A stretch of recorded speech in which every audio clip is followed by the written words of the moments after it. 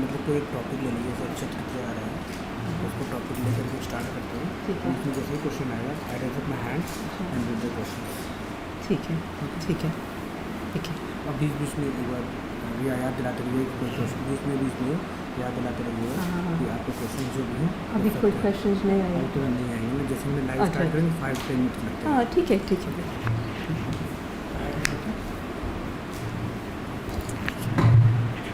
अभी स्टार्ट करूँ?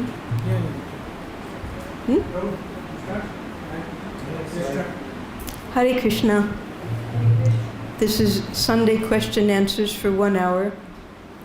And today I wanted to direct any questions and answers to the different types of austerity, penance, sacrifice, eating, thinking that we do in this world. Because there's a chapter in the Bhagavad Gita, it's the 17th chapter. It's called The Divisions of Faith. And in this chapter, it comes right after when Krishna describes about the divine and the demoniac persons in this world. So Arjuna has a question, because we see even in the Srimad Bhagavatam that demons also perform great austerities and sacrifices and give in charity, but they're demons and they don't make spiritual advancement. They're not doing it for Krishna, they're doing it out of their own pride or to get some material result. So chapter 17 deals with, Arjuna asks one question. He says, well, what type of austerities and penances and sacrifices, are there different types? Are there different types of faith? And then Krishna begins to describe that yes, depending upon the karanam guna sangasya, or the association with the 3 different modes of nature, one performs activities for different purposes. When one is in the mode of goodness, actually there are 4 gunas, because along with sattva, rajas, and tamas, there's vishuddha sattva. And vishuddha sattva is when one does all of these things simply for the purpose of pleasing Krishna. That's the platform of devotional service or bhakti.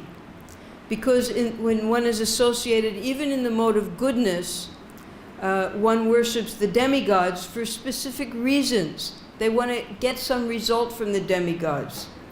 They might worship the sun god, there's the Surya Namaskar and things like that, because they're in bad health and they want to improve their health.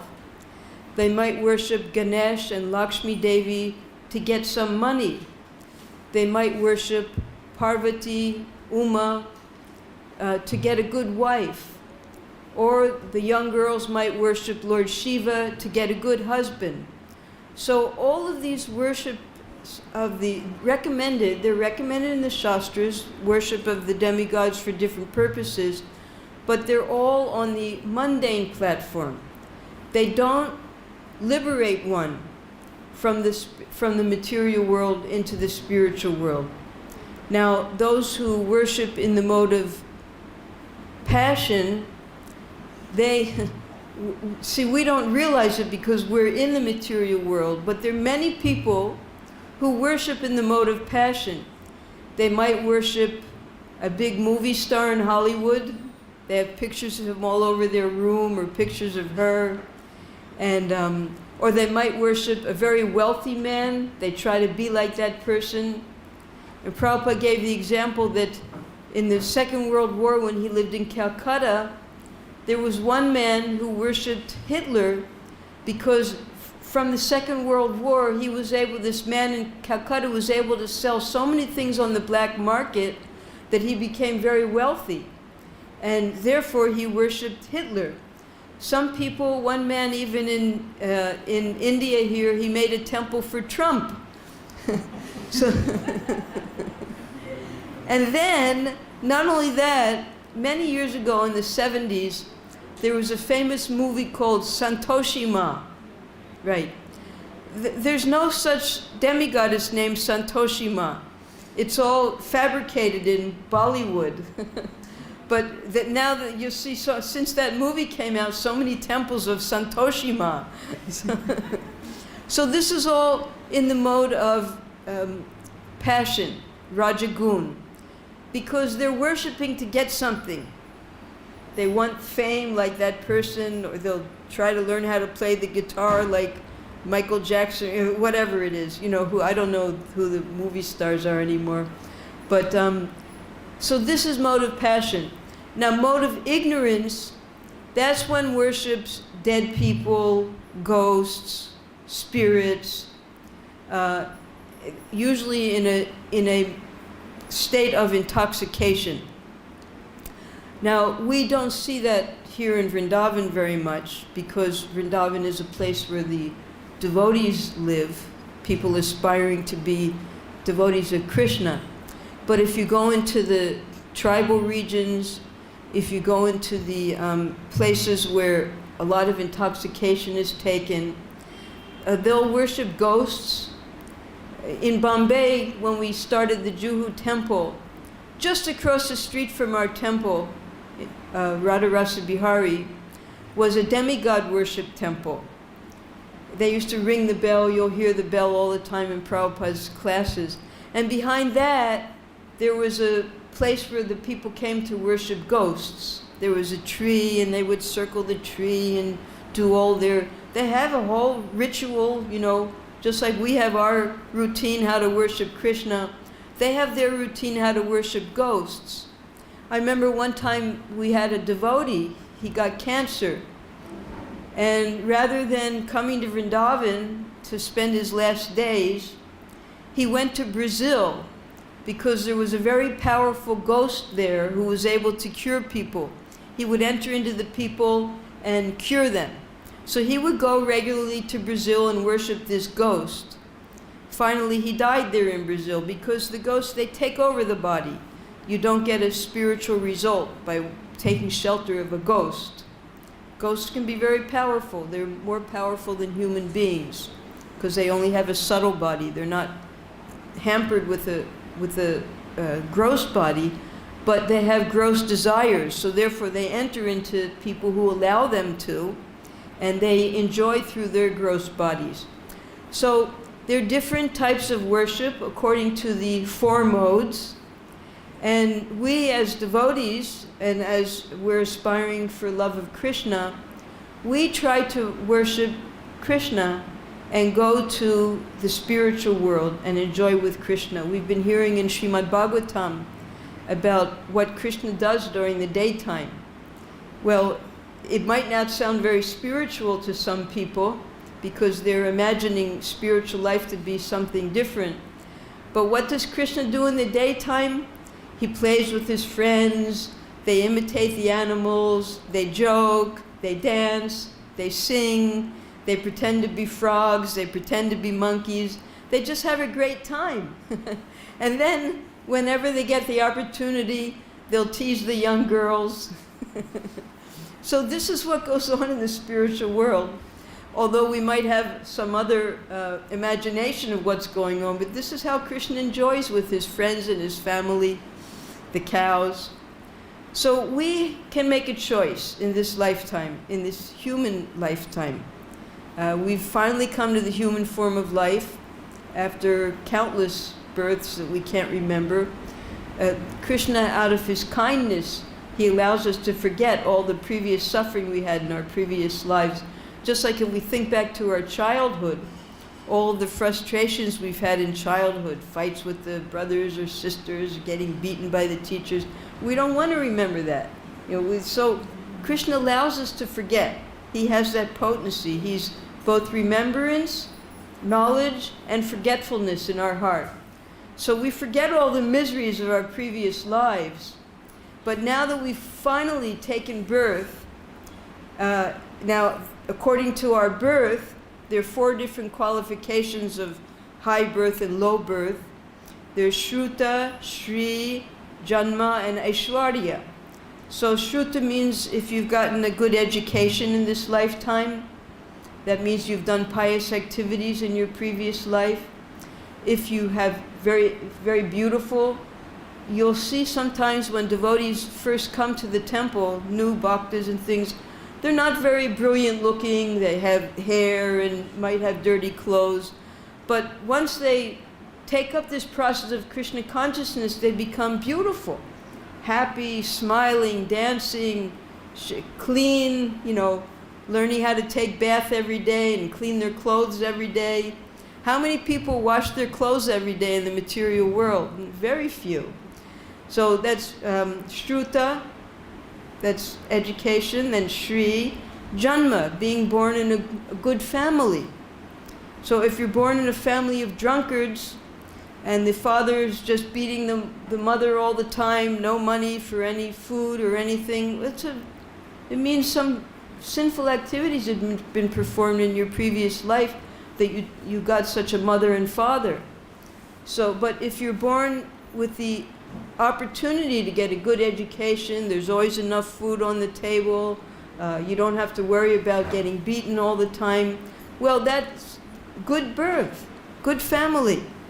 And then finally, wealth.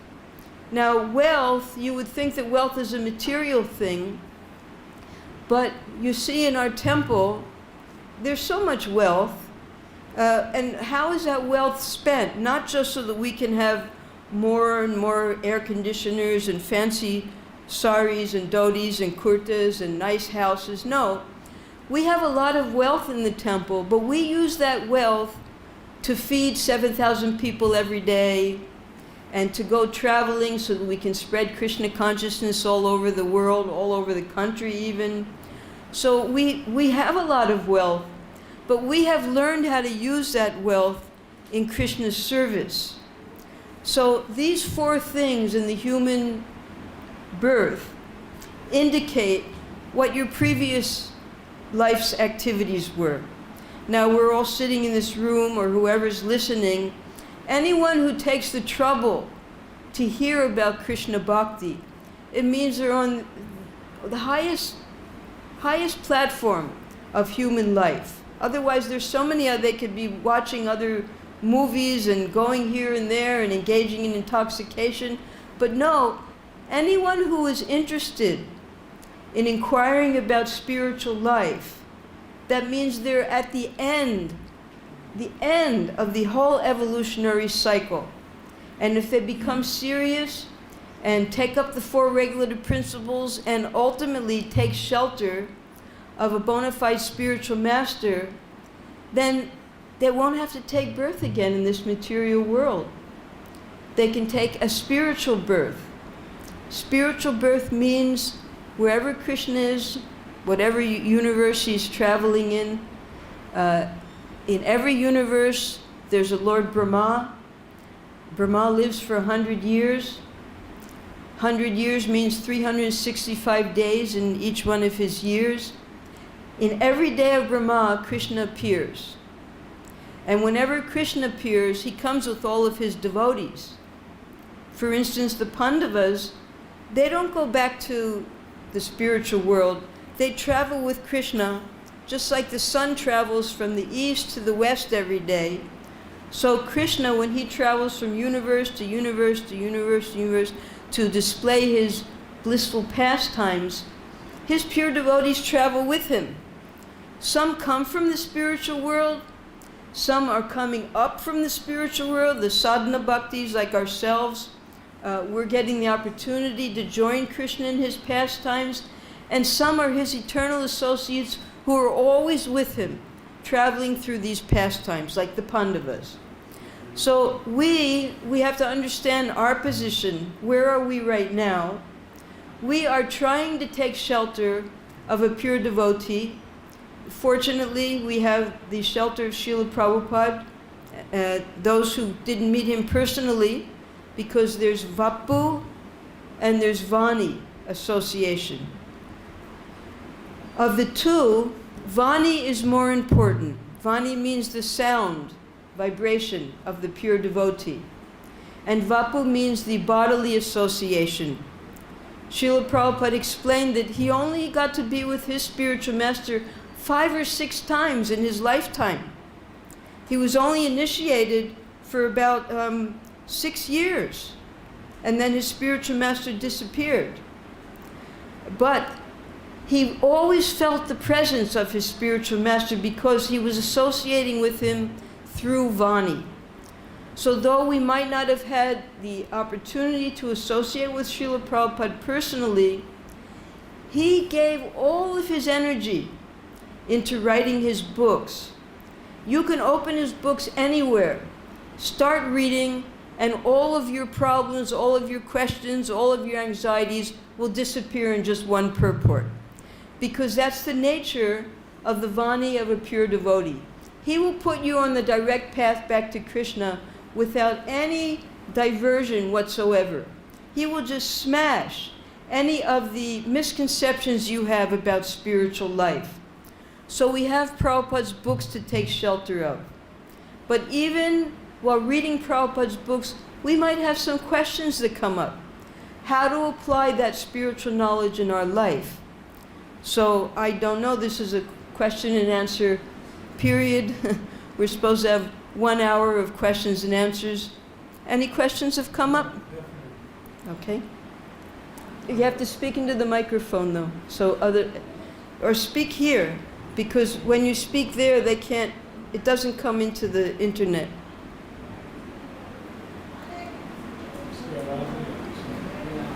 Here, take.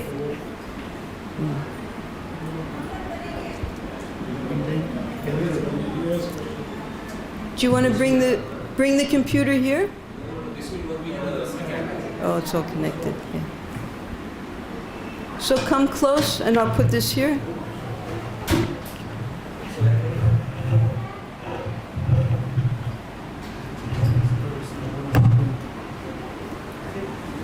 But just come and sit next to me. Oh, you can't. That is why it is very small.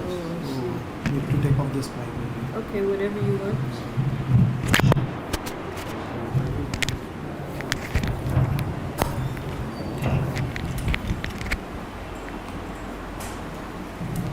Do you have any question? दोनों को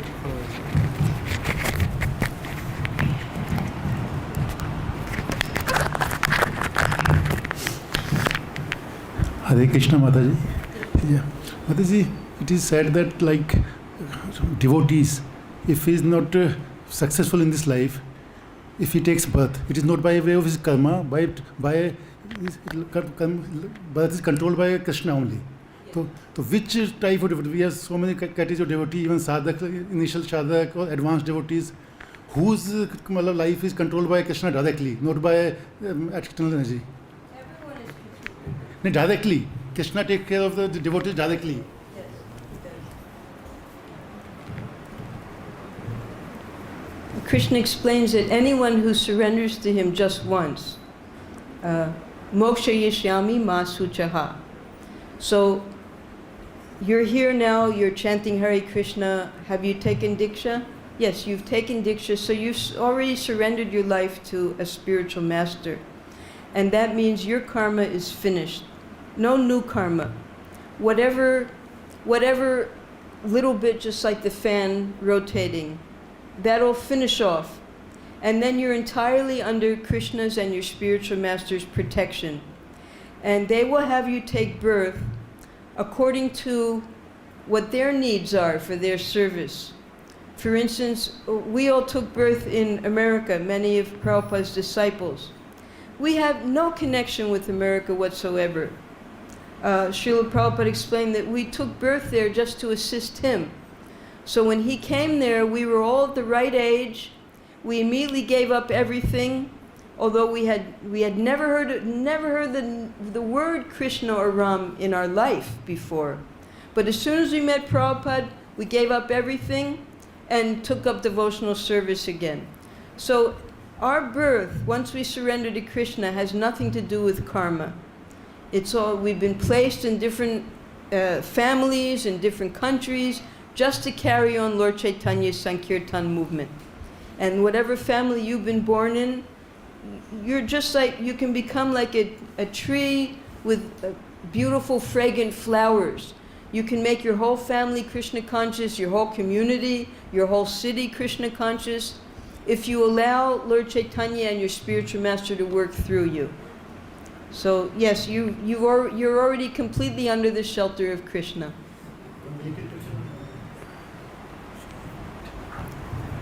But sometimes it takes Mataji too much time. Like even gross anathas are not going. Even after 20 years of sadhana, gross like anger, greed is still not going. It's taking too much time to go away.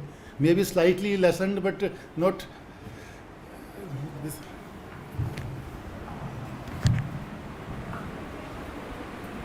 That has a lot to do with the quality of your chanting. If you feel that your anger and other gross qualities cannot be dovetailed in Krishna's service, because everything can be dovetailed in Krishna's service, even anger. But if you feel that you're not able to do that and there's still some material tendencies, then you try to concentrate much more carefully on your chanting of Hare Krishna, and that will purify your mind, and then your mind will not be influenced by those lower qualities. And if 16 rounds, after chanting 16 rounds isn't enough, you can increase. It's not that you have to stop at 16 rounds. If you still feel material contamination and your mind is still not concentrating on the holy name, chant more. You have facility to chant Hare Krishna 24 hours. So you can chant in every situation, and that Maha Mantra, that will deliver your mind from all of those mundane qualities. You can try that. Here, Prabhu. Shall we take a couple of questions from here? Please. This one. Please speak.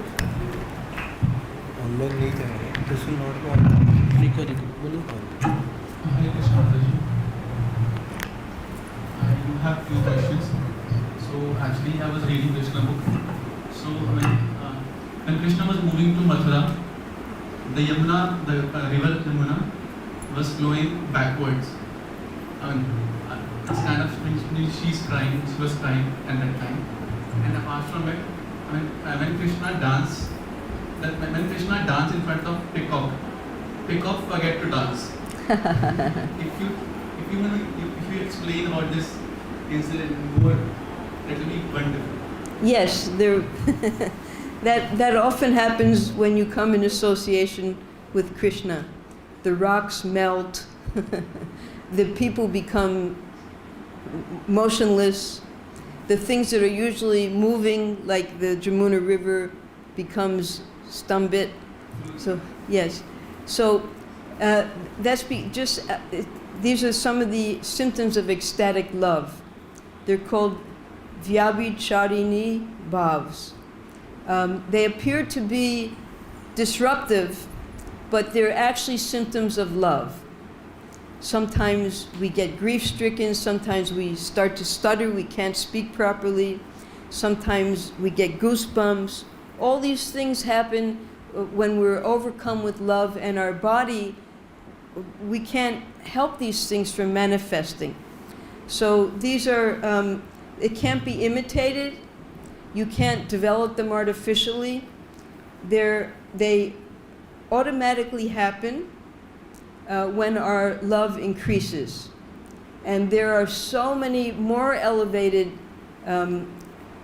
qualities and manifestations of ecstatic love that are only manifest in particular rasas. So if you're feeling any of these ecstatic symptoms appearing in your body, it means that you're going in the right direction. Sometimes we'll be chanting Hare Krishna and suddenly we'll remember how kind Krishna is and we'll start to cry. Now, you can't do that artificially, it just comes automatically. So these symptoms of ecstatic love can be in Shantaras, just like with the stones and with the rivers. It can be in Dasyaras. Sometimes the devotee Raktak would be fanning Krishna and he would start to cry he wouldn't be able to see Krishna because of the tears, so he would get angry at himself. Stop this! How can I do my service if I'm crying? You know. So, and then friendship, all the different aspects that the friends, the joking and the laughing and the pride, like, who do you think you are? I'm much stronger than you are, Krishna. You know, these are all in friendship. So these different ecstatic symptoms, they're described in the Bhakti Rasamrita Sindhu. So if you study that, just like if you study chemistry, you'll learn what the different chemical and physical reactions are by additions of things. So these different ecstatic symptoms are very scientifically presented by Rupa Goswami in Bhakti Rasamrita Sindhu. And by studying them, you'll understand where you are in your spiritual life. So just one more question. So it's about personal life. It's about us. Like we cry in front of Krishna. So why to spread Krishna consciousness? Suppose in material world, I mean before coming to ISKCON, before chanting Hare Krishna, the more expensive thing I have is my skill, is my money. If I don't share my skill, my money, why do I share this Krishna consciousness to the world? When Krishna is mine and only mine. So why to share with others?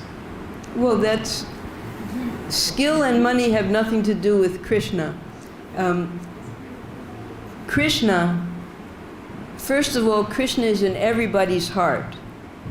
He's not just yours. Krishna belongs to everyone, and everyone belongs to Krishna. But because of the coverings of the modes of nature, most people have forgotten Krishna. Now, when a devotee realizes who Krishna is and what his relationship is with Krishna, he becomes so happy, and he sees the other people suffering out of ignorance of Krishna.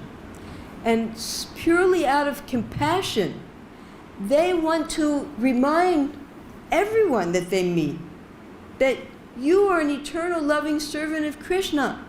Hare Krishna. Just chant Hare Krishna and you'll be happy. So when a devotee realizes who Krishna is and how Krishna belongs to them, then they want to share Krishna and tell the whole world about Krishna as much as possible. And that's where the aspect of compassion comes in. And Radharani, she is the feminine counterpart, the compassionate nature of Krishna. So we never worship Krishna alone. Radharani's always there. So when we're feeling compassion, that means that's the special influence of Srimati Radharani upon us to help others become Krishna conscious. That was why Lord Chaitanya took the mood of Srimati Radharani. See, when Krishna spoke Bhagavad Gita, yes, he spoke it so that everyone on the battlefield could hear it, and now even all of mankind can hear it because Vyasadeva wrote it down. But he demanded surrender, that first surrender to me and then I'll free you. But Lord Chaitanya, he didn't demand anything. He just opened up the floodgates of love and gave everyone the Hare Krishna Maha Mantra. Because just by that holy name in the age of Kali, because this is Dwapar Yuga, in the age of Kali, just by chanting Hare Krishna, you can attain the same perfections. So that's Radharani's mercy. Radha and Krishna. Hare Krishna.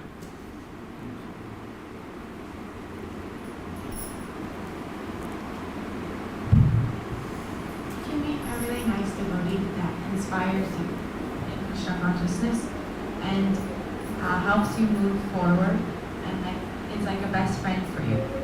So, is this friendship eternal because Krishna is in the center of this friendship, or like can it be eternal? For example, if you have like I can think of like many friends I have that inspire me so much to be so Krishna conscious, and I just want to serve with them forever. But can you find that eternal, like, friendship forever? Like, even if you go back to the spiritual world, yes, will you be serving? Yes, like, yes. in That's this why. world, can you find? Why not? This world, that world. It's just a question of adding Krishna. so many zeros, you put one in the front and then you have lakhs and crores. So we have books by Rupa Goswami, by Kavi Karnapur. They describe the different associates of Krishna in the spiritual world. There's a book called Radha Krishna Ganodesh Deepika. Rupa Goswami goes into such detail of the family members of Krishna, the friends of Krishna, the cousins of Krishna, the extended family members, the neighbors, the barbers, the all the names are there. Thousands upon thousands of names are given there of the different personalities in the spiritual world. So many names with our little pea brains, we can't begin to remember them all. The mother, her sister's husband, the sisters of the husband, Rupa Goswami just goes into all these different personalities, and we're all eternally related. We might not be related in these particular bodies, but in the spiritual world we're all related in particular ways. And it's not that there's, sorry, there's no room for, like we have waiting here at the darshan. No, there's no room in the temple now, you can't come in. It's not like that in the spiritual world. There's room for everyone in the spiritual world. And who you are, what your service is, who your family is. Prabhupada says, join the family, Krishna's family. So who your family is, who your husband is, who your children are, the whole thing, that's all there waiting for you in the spiritual world. It's already there, but you left that situation. It's just like when you run away from home, and then you remember, I've got this beautiful home, I've got family and friends, and then you decide to go back home. That's why Prabhupada says, back to home, back to Godhead. You already have it all there. And the people you're associating with now, we're all eternally associated. We're eternally associated with the bugs even, because they're all spirit souls. So it might not be in this particular body. Our bodies are changing anyway all the time.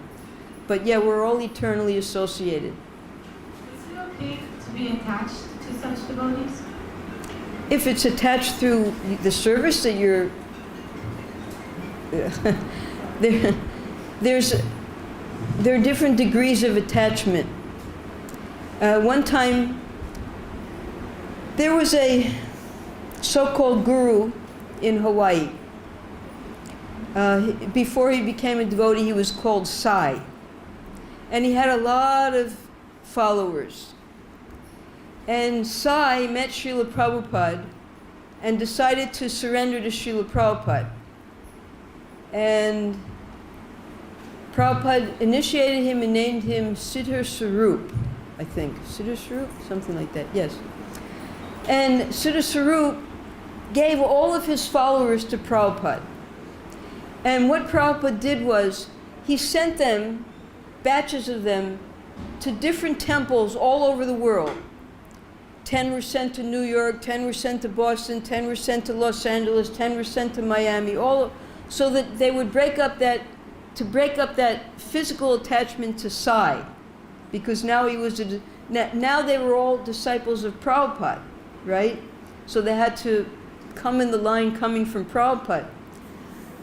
Some of his followers were extremely attached to him, and they asked Prabhupada that when we go back to Godhead, can we be with Siddhar Swarup? And Prabhupada said, why just Siddhar Swarup? You can be with all of us. You can be with Shyam Sundar, you can be with this person, that. We're all going back to Godhead together, not just one person. So why are you so attached to just this one person? So because in the spiritual world, there's also an ISKCON. And we'll all go and see each other there in the spiritual world and sing and dance together like we're doing here.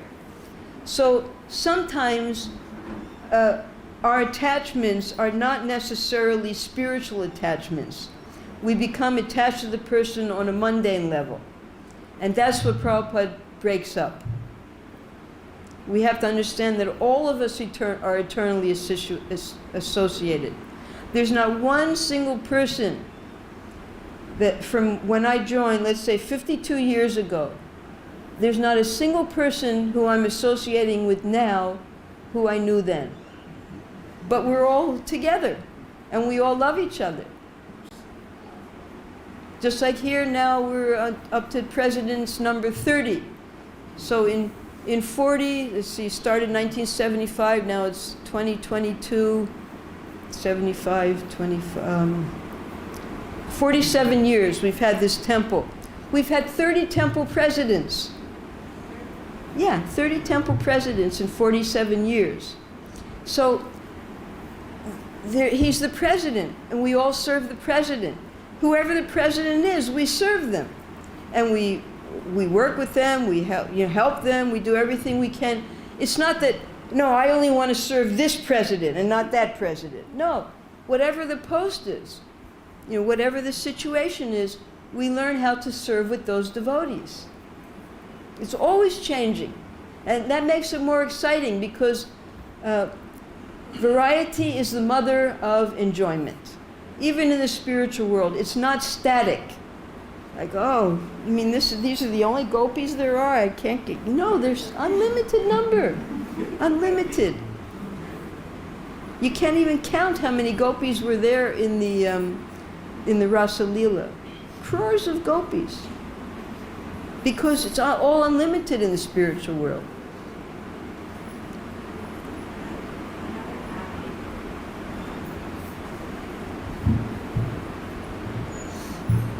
Sorry, another add-on, but I forgot exactly which Goswamis it was, but I heard that after one Goswami left, after 3 months, the next Goswami, part of the 6 Goswamis, Okay. the next Goswami left his body because he felt so much separation from the Goswami that left.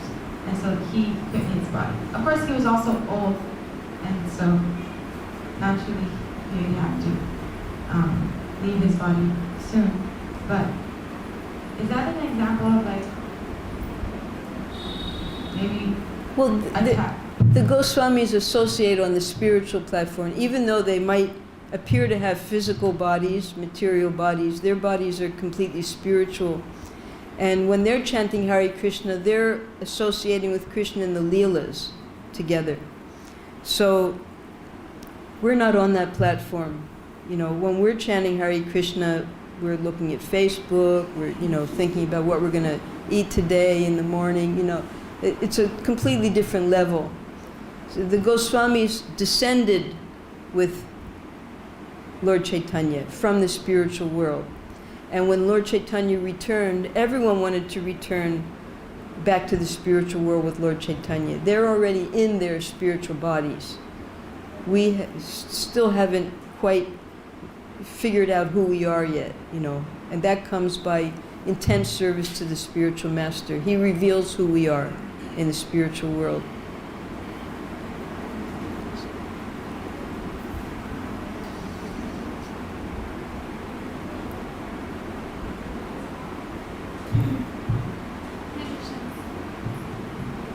Hare Krishna.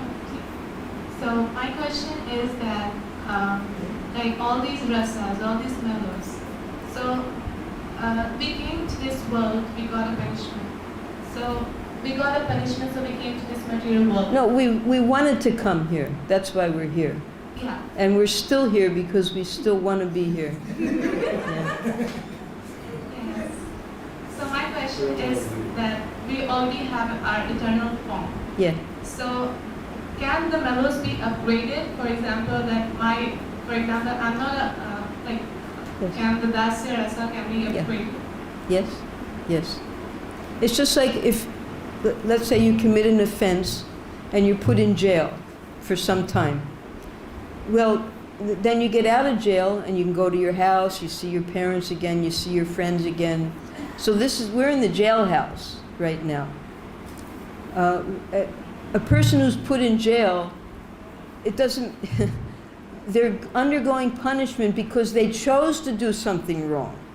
It's not that, I'm punishing you. No, you did something wrong, and therefore you have to suffer in the jail for a certain amount of time. And then, if you're good, you can go back to your natural life outside of jail. So we did something that caused us to come here to the jailhouse, the material world. If we're good, then we can get out and we can go back to our real life.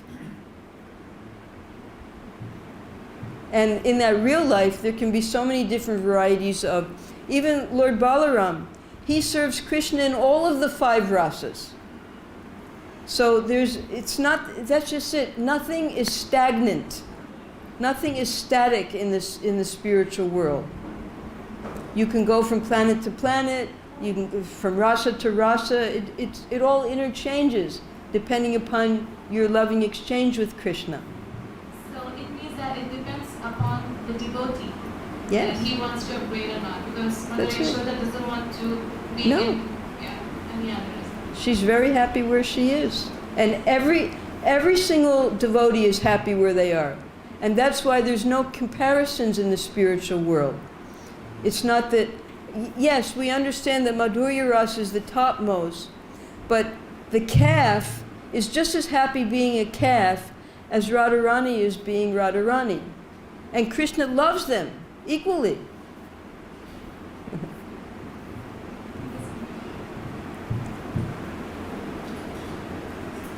So there are a couple of questions online. Yes?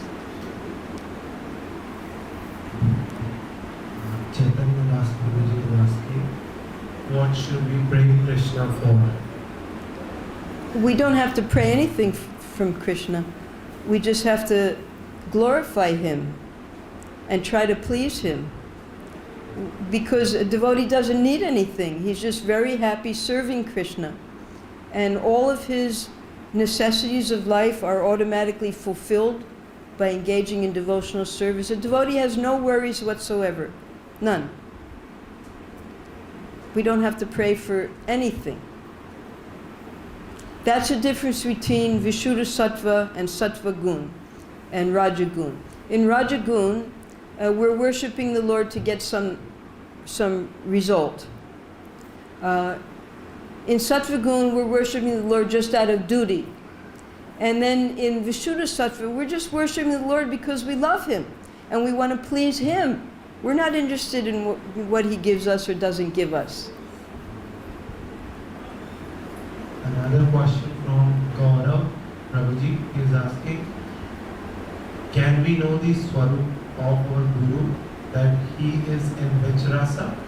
And what is the Swarup of Srila Prabhupada? As some says he is in Gopi Bhav and some say he is in Sankhya Bhav. He himself revealed his Swarup in Sankhya Bhav. When Prabhupada was asked questions like that, he didn't respond them. What difference does it make to us who are on such a low level, as Prabhuji described, we can't even overcome our lust, anger, and greed, and all of these other lower qualities. Who are we to try to analyze the rasa of our spiritual master? All of these things will be revealed to us by the mercy of the spiritual master. We should be concerned about what our relationship is. And our relationship at this point is Dasya Ras. We all start at Dasya Ras. That's why when we take Diksha, our names are Krishna Das, Krishna Dasi. Because Diksha means we've come to the platform of Dasya Ras. And then from there we can move upwards.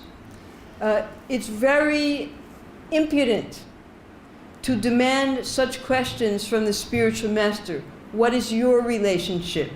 No, we simply serve submissively, inquire submissively, and the spiritual master will help you develop your relationship. And when your relationship is perfected, you'll understand everything about who's who and what's what and what am I supposed to be doing. You don't have to prematurely try to understand Srila Prabhupada's rasa. It's not going to help you advance in your spiritual life.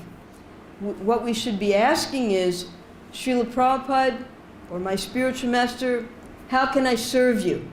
That should be the question of the disciple, not what is your rasa with Krishna. No, I'm sorry, that's impudence, jumping over.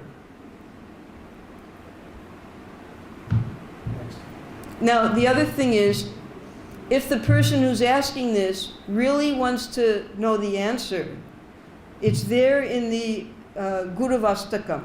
It's explained in the 6th sloka. So every guru is contained within that Guruvastakam. Now, Srila Prabhupada, in his manifestations through his poetry of his heart, he describes some things. These are not things that we try to dissect. It's just the mercy of Srila Prabhupada that he's revealing his heart through his poetry. And if you read that poetry, even the translation into the English cannot properly describe how Prabhupada is expressing himself in his mother tongue of Bengali. You would have to know Bengali to actually understand what Prabhupada is saying in that poem. So we shouldn't be so impudent to try to understand Prabhupada's relationship. We should be the humble servant of the parampara, and by the grace of the spiritual master, he will himself reveal everything to the sincere disciple within his heart.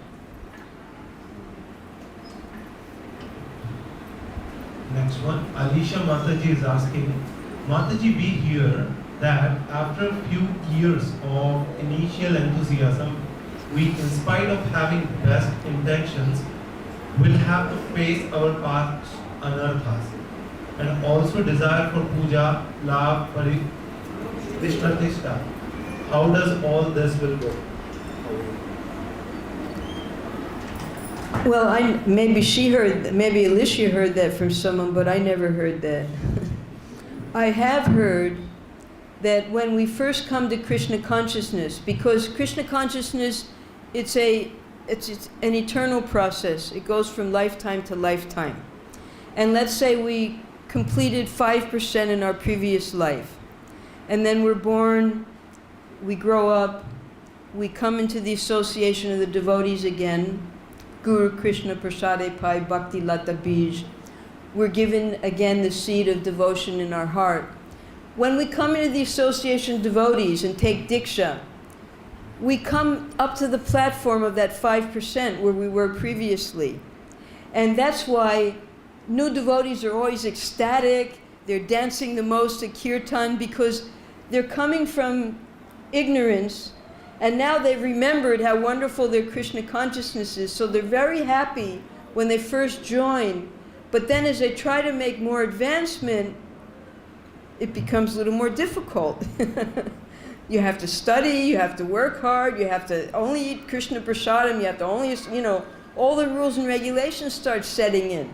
So the beginning is very, very blissful.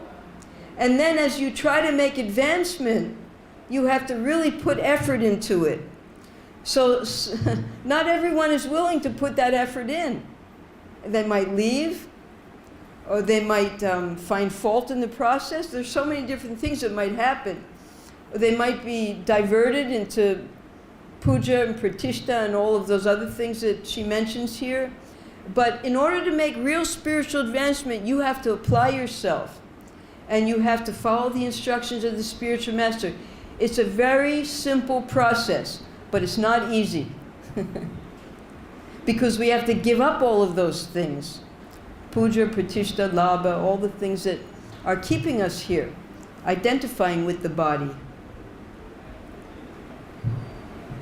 Chanting is most prominent service, but even after hearing, reading, and even understanding this, why we are unable to chant with stability and enthusiasm?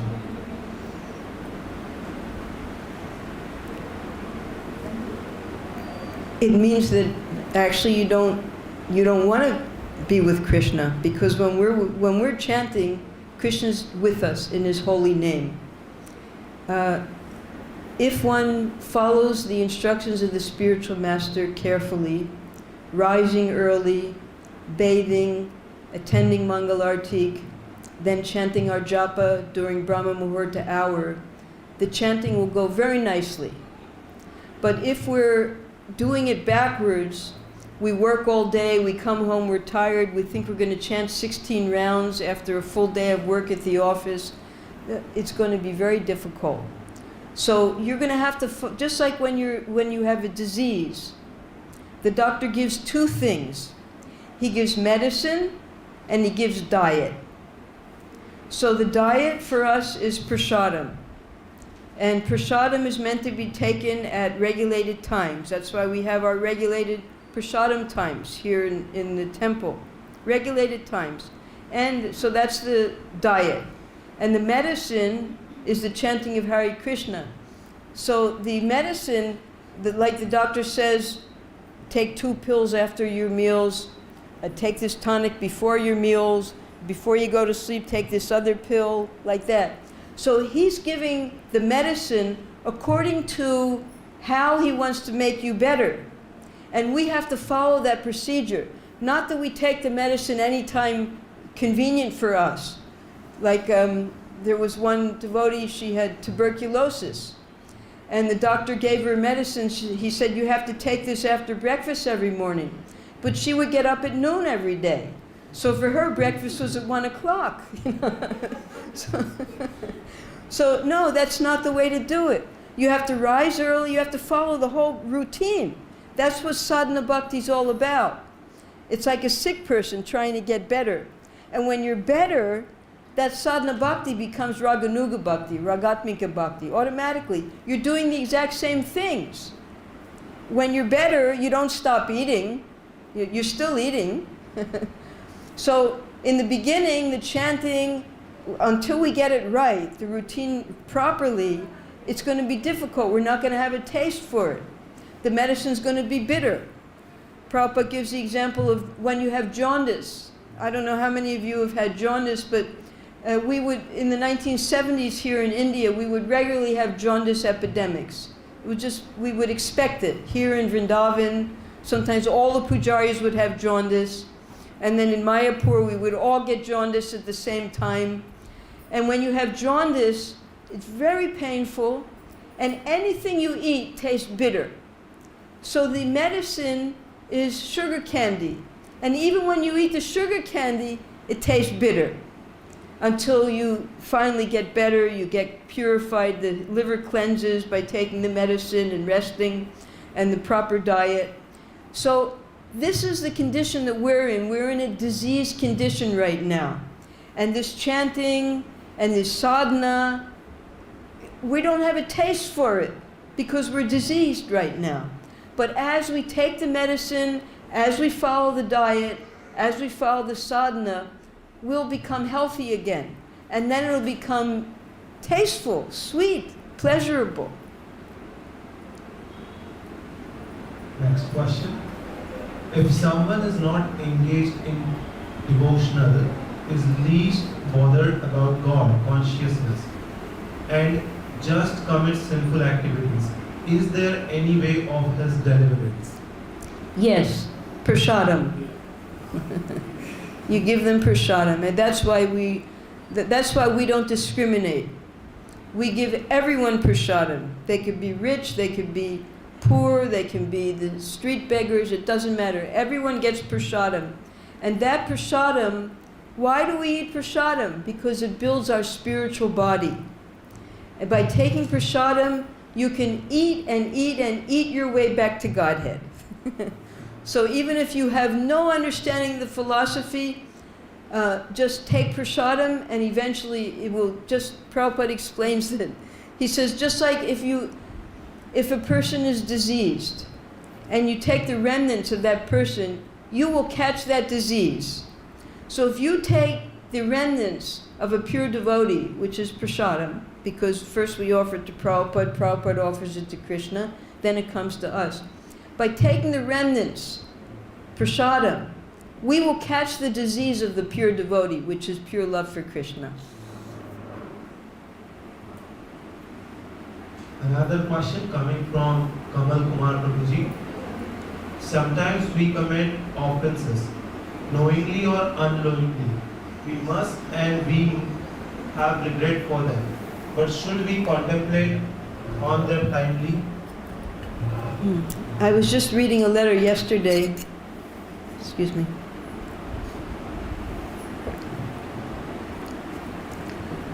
There was a devotee here who recently left his body.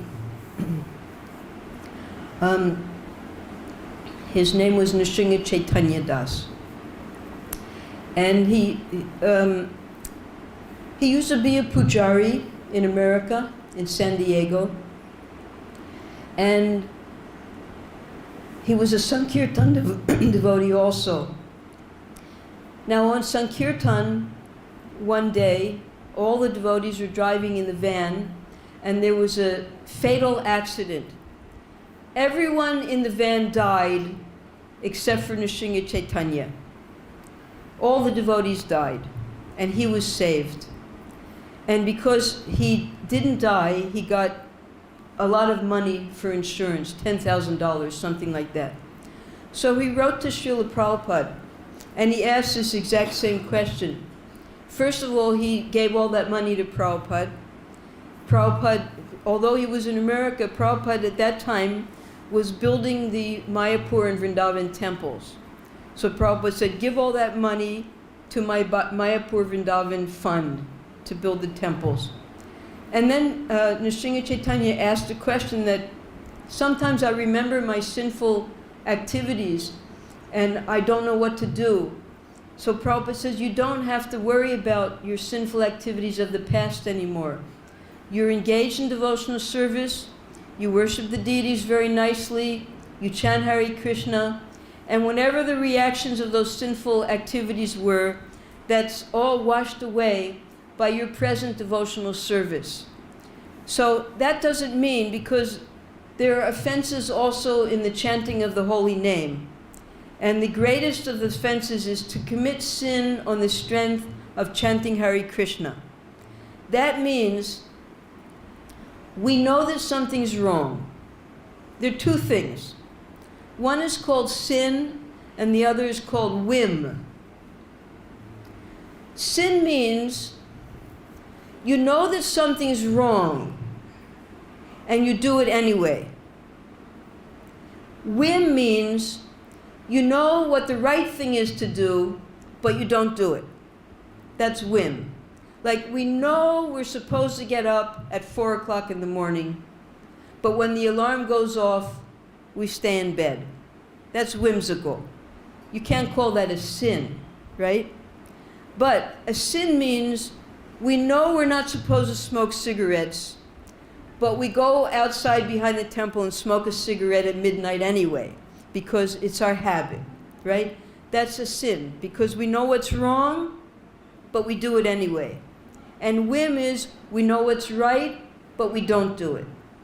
So sinful activities, if we commit those sinful activities and think within ourselves that, well, I'm chanting Hare Krishna, and if I've committed this sin, by my chanting, the reactions will be washed away.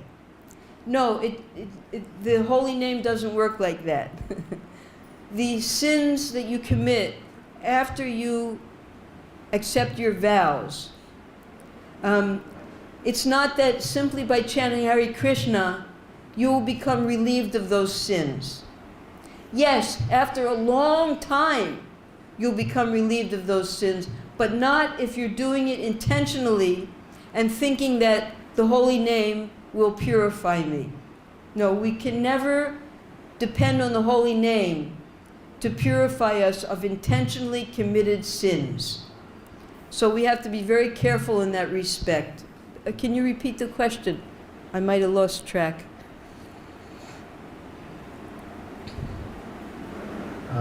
Sometimes we commit offenses, knowingly or unknowingly. We must and we have regret for them. But should we contemplate on them timely? Yes. So, offenses knowingly and unknowingly. Srila Rupa Goswami describes in the Nectar Devotion the many different types of offenses. There are seva aparads, there are nam aparads, there are guru aparads, there are dham aparads. So particularly in seva aparads, that means while we're doing something unintentionally, we commit an offense. We should just continue with our service. We have to study, because religion without philosophy is sentiment. philosophy without religion is mental speculation. So when we're on the process of devotional service, Srila Prabhupada has instructed every single member in ISKCON to attend morning and evening classes, to regularly hear Srimad Bhagavatam and the Bhagavad Gita, because this is the only way we will know right from wrong, what the offenses are, how to avoid those offenses, and what to do when we've committed offenses. In the Srimad Bhagavatam, Bhagavad Gita is the law book. We read in there what to do, what not to do. But the Srimad Bhagavatam is an expansion of that. What happened to devotees when they actually did commit these offenses? Maharaj Bharat, he was on the level of bhav, of love of Krishna, but he became attached to a little deer. And although he was worshipping Shalagram Maharaj, living alone in the association of saints in the forest at Haridwar or Badrinath, I forget where, because he became attached to a deer, he had to take birth as a deer again. And then, even as a deer, Krishna allowed him to remember his past life. He gave up his dear mother and father. He went to live in an ashram and only ate the leaves and the flowers that were offered the prasadam. He died in that way. Then he had to take another birth in a Brahmin family. And because he remembered his previous lives, he committed himself that I won't even speak. I'll pretend to be completely mute and deaf and dumb, because I don't want to get entangled again in this lifetime. I want to finish it off. So when we read these stories about what happens, he was unintentional. Out of compassion, he just gave shelter to this little deer, but he became attached. And then Ajamil, he became attached to a prostitute, committed so many sinful activities, was getting dragged down to hell by the Yamadutas. But because he called out Narayan, then the Vishnu Dutas came immediately. He didn't go back to Godhead right away. No. He was put back in his body. He had to go. He went to Haridwar. He had to associate with the devotees, perfect his devotional life. And then the Vishnu Dutas came again and took him back to Vaikuntha. So these stories are to give us an idea what to do when we intentionally or unintentionally commit offenses. That's why hearing Srimad Bhagavatam, hearing Bhagavad Gita, every day, that's part of our sadhana. Otherwise, it just becomes sentiment, just ringing the bell and thinking that we're great devotees, but we don't have any knowledge. Then definitely we'll commit offense. Mataji, as per Shastras, we should spend some personal time with our Guru before taking initiation from him. But nowadays, it is difficult to spend time with Guru, but to his many disciples. How could we identify if he is a sadhu Guru or not? It depends which Guru you're aspiring for. Some Gurus have 50,000 disciples. It would be a little difficult to associate with them.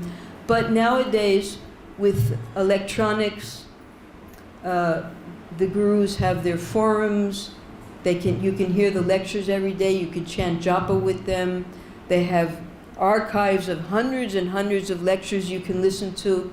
So that Vani Sangha is there. It's possible now through electronic system.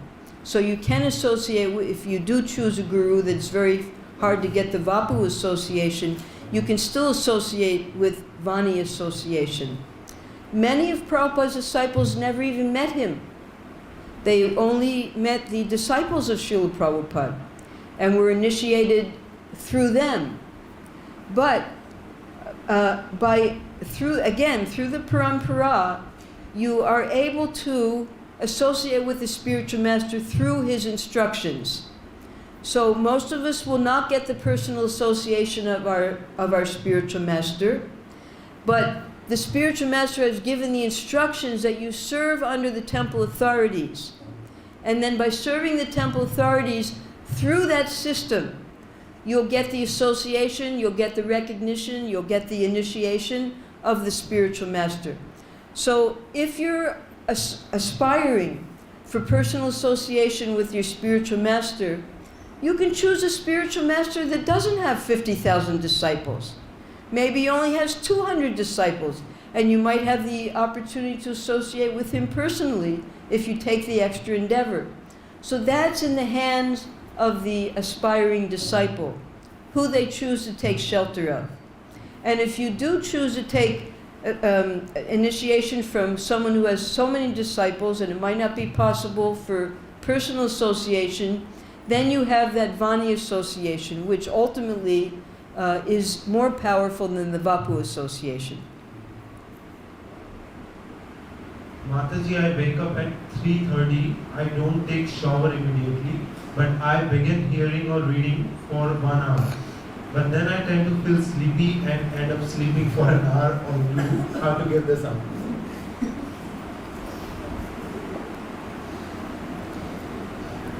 You need the association of devotees. When you're in the association of devotees, you won't fall asleep because you'll be chanting with them, dancing with them, singing with them.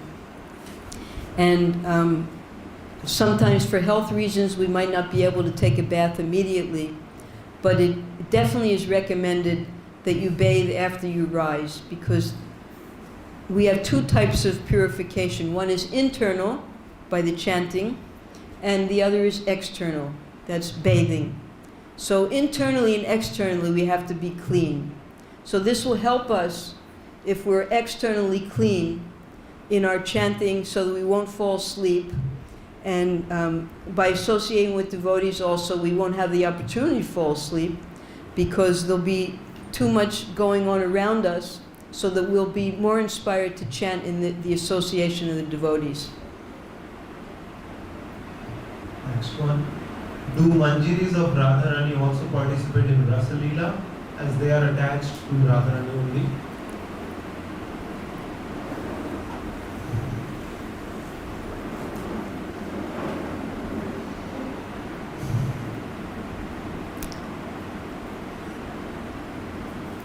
They are present, the Manjaris are present when because they're Manjaris, there's the Gopis, Manjaris, the Upa Manjaris. So the Manjaris can be present with Krishna when the Gopis are associating with Krishna directly. I never read anywhere that the Manjaris took part in the Rasa Leela, but maybe when I go to the spiritual world, I'll be able to answer that question better.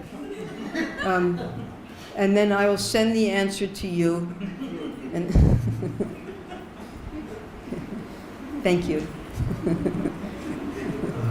Another one coming from Jyoti Mataji. She is asking if we have committed Vaishnava Aparad to an elevated devotee because of being new in bhakti, but now it is not possible to meet them. So how can we get rid of this offense? Because of being what? New in bhakti. New in bhakti. Okay. Or you can write a letter to that person. That I feel that you can open up your heart to that person and explain to them that I feel that I might have committed you out of ignorance. So please forgive me. Please give me guidance. Like that. Submissively and humbly beg forgiveness. And probably that so-called senior devotee didn't even notice what you did, because if a devotee is senior, they're not looking for, oh, look at how these people, they offend me. No, senior devotees don't think like that. They're not looking for the offenses being committed upon them. They don't even consider themselves to be devotees. So, but if you feel that you have committed some misbehavior, then you just write a note to that person and explain, I kicked you by accident in the temple, please forgive me, or something like that. Clarify it. And I assure you that the person won't even remember that you kicked, the devotees just, they're not counting how many times they've been offended. Jagabandhu Prabhuji is asking, in our Guru Parampara, all Gurus are from spiritual world, manifestation of Krishna. Why don't we hear about such Guru after Srila Prabhupada?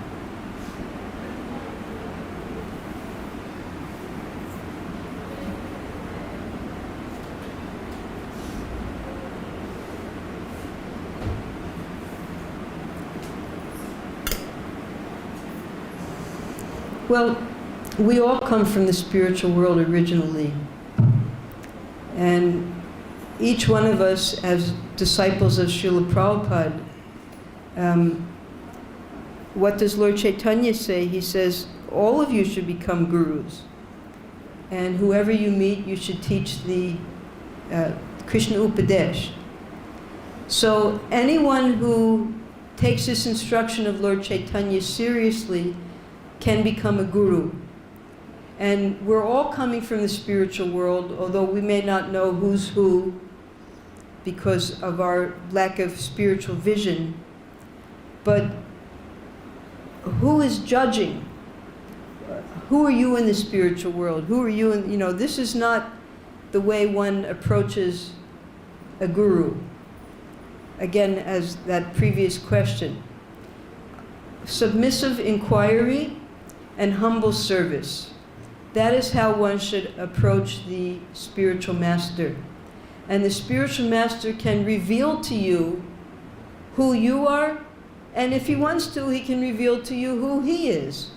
But that's his prerogative. So we don't know who we're dealing with. Some of the empowered disciples of Srila Prabhupada, is there any question that they haven't come with Srila Prabhupada to assist him? And where is Srila Prabhupada coming from? He's coming from the spiritual world. Just open your eyes and see what some of these disciples have done for Srila Prabhupada. Opening up whole continents, being able to influence and initiate thousands upon thousands of devotees around the world. I mean, what type of ordinary living entity can do things like this? So we have to not try to see the pure devotee with mundane vision, calculating what is he, who is he, where did he come from? No, we just have to serve humbly, inquire submissively, and when the spiritual master feels that you are qualified, then he will give you that internal vision to understand what's really going on here, and not according to your external vision. We just accept it every day. Of course, we've been given a sadhana, and whether devotees are following it or not, that's questionable. But Prabhupada has given us Guru Puja every day. And in Guru Puja, we pledge to the Guru that let me be your servant, birth after birth after birth. So when you've been a disciple following strictly for enough years, you don't even think about past, present, and future. Whatever I'm doing now, I'm doing exactly what my spiritual masters asked me to do. We don't speculate that, is my spiritual master going to take me, but who am I going to be? We're not interested. We just want to serve Srila Prabhupada to the fullest. And if he wants to give us information like that, he's perfectly capable of doing it because it has nothing to do with physical presence. So for us to try to judge Prabhupada, the previous acharyas, and the future acharyas, we don't have the vision to do that. So therefore we should just rely on these two things that Krishna has given us in Bhagavad Gita. Just try to learn the truth by approaching a spiritual master, inquire from him submissively and serve him, and then he can give you all the knowledge if you serve him submissively. Last question. Okay? Is chanting means japa or kirtan? There is a rule for 16 rounds japa, but if there is any rule for how many minutes of kirtan? No, minimum is 16 rounds of japa. Rupa Goswami gives the definition of japa. Japa means to chant quietly so that only the person chanting can hear. Kirtan means to chant loudly for the benefit of everyone who can hear. Now this is a big misunderstanding that a lot of devotees have. They'll chant their japa very, very loudly, thinking that this is my kirtan time. I'm purifying the trees, I'm purifying all of my neighbors, I'm purifying the bugs in the wall. Hare Krishna! But that's not what Rupa Goswami says is japa. And if you were ever with Srila Prabhupada, you could hardly hear his japa. Hardly hear it. Because according to Rupa Goswami, japa is just for the ears of the chanter. Everything else is kirtan. And kirtaniya sadahari. The pure devotees are chanting 24 hours a day, whether it's japa, whether it's kirtan, or whether it's sankirtan. So we have a minimum, but we have no maximum for japa, kirtan, or sankirtan. Maximum is 36 hours a day. Okay? Anything else? All right. Thank you very much. Hare Krishna.